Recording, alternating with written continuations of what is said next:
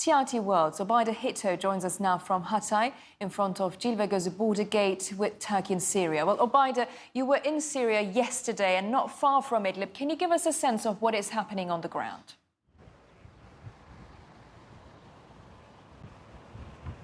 The situation on the ground in Idlib and areas around Idlib is very tense. People are very concerned that the regime and Russian attacks are going to continue and intensify possibly.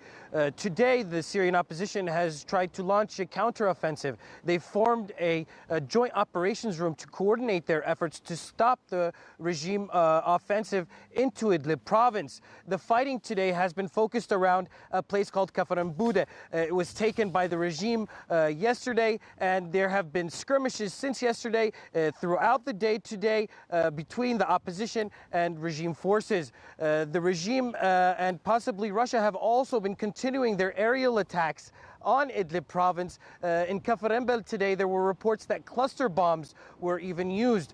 So the situation is very critical for the civilians who are in the area. The ones who are left in this area are directly in the line of fire. The fighting is street to street in some of these cities, including Habib and Karakat and other cities and towns in southern Idlib and northern Hama.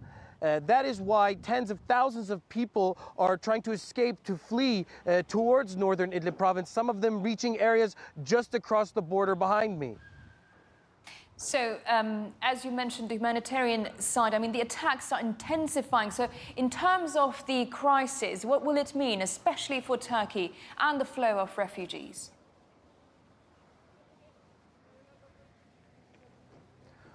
Well, the flow of refugees is very intense and very fluid. People don't necessarily have one particular place to go. There is no organized effort in the sense that they have camps that they can directly arrive at.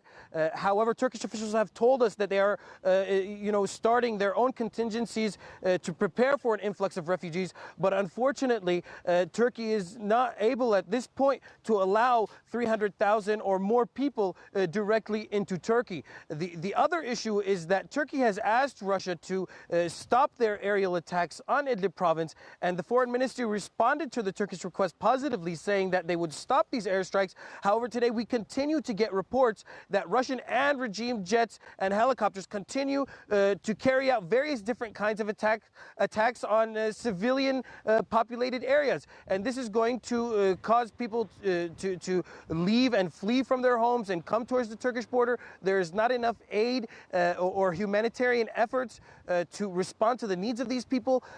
Dozens of humanitarian organizations and hospitals and medical facilities have been closed or shut down and even targeted directly by these attacks. And so the people who are fleeing don't have much to go for in terms of help.